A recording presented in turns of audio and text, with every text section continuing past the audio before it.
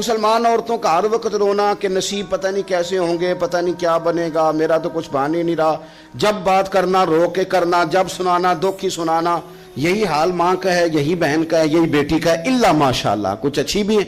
تو اس قدر زیادہ کمزور نظریات مسلمان عورتوں کے نہیں ہوتے، اور پھر ساری زندگی اگر یاد کرنا ہے تو دکھ یاد کرنا ہے، سکھ نہیں یاد کرنا۔